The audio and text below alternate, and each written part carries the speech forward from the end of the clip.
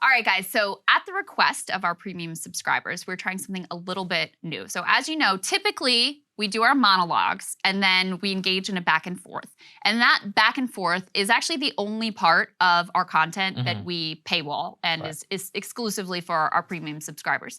Sometimes those exchanges and those debates are particularly noteworthy or heated or interesting or whatever. And so, what we're going to start doing is every week picking one of those and posting them a couple days later. So still premium subscribers get the jump on it, get to see it first, but then the whole wide world gets access to it a couple days later. That's right. So this is what this week's discussion looks like. And going forward, you guys can enjoy it. Let's take a listen. I just couldn't get over it. I was like, why is diesel so expensive in the East Coast? And it's like, oh, refinery burned to the ground in 2019. We have no plans to rebuild it. I'm like, oh, cool.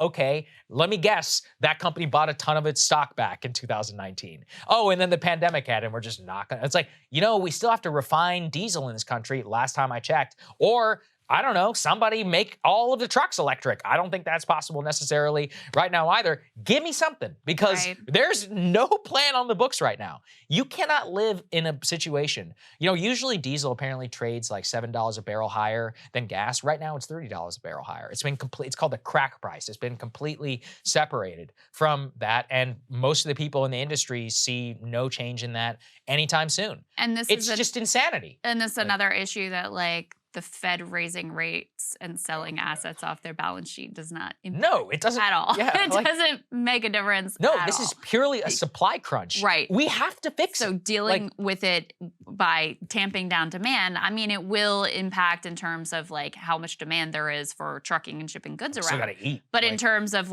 what's the core issue here, you're doing nothing really to ameliorate it. I mean, I just feel like you can look into almost any industry, any good, and see these same compounding errors and disastrous sort of fragility that was intentionally built into the system, where it was the whole priority was on, what are corporate profit margins and what can we ship to the lowest cost location, no concern for, our own national security, which has come to be a major issue as we view what's happening in Ukraine and around the globe, no consideration for building resilience into the system whatsoever. Look at this. Made it extraordinarily fragile. And then compounding a lot of these issues too that we've covered on the show as well is the climate crisis, because part of why they're sounding the alarm about, hey, we might have blackouts.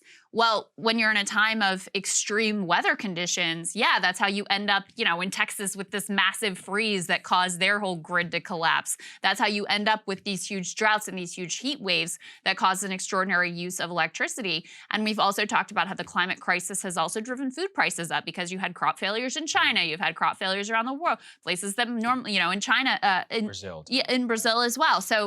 So all of these things have compounded, and you haven't had any leadership or any sort of long-term planning for how we ultimately deal with this. And it just ends up being a disaster, and you all pay the price. Yeah, and I'll say something on that. I'm going to do a monologue on this because I've been researching it a lot, but we have got to drop ideology and go towards practicality. So for example, in California, they wanted to back up their entire grid by ditching natural gas and nuclear. Now look, I think moving away from natural gas is great from a carbon emissions perspective, but they were relying entirely on solar and battery. Well, guess what? Right now, the Commerce Department has basically halted all solar imports to the United States because it turns out that the Chinese have been transshipping all these products, which are filthy in order to produce.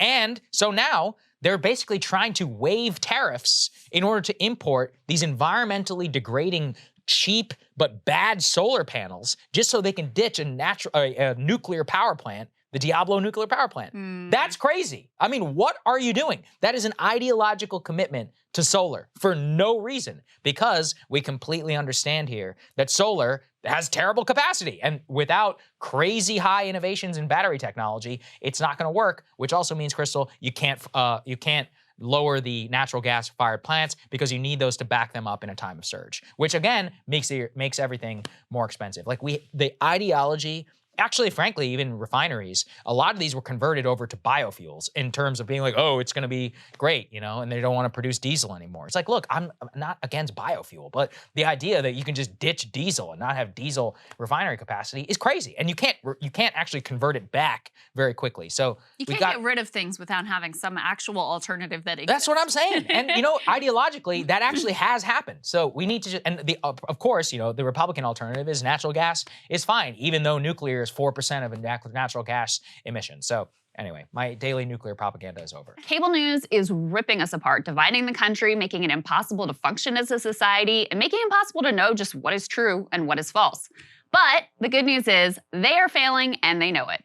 That is why we're building something new, a new mainstream, a healthier one, something more trustworthy, something that we are going to need in one of the most pivotal times in American history. We are building up here for the midterms, for the upcoming presidential election, but we need your help. So if you can help us out by becoming a premium member today at breakingpoints.com, we're trying to change America for the better and the entire world. So what are you waiting for, guys? Go to breakingpoints.com and sign up and help us build a new mainstream.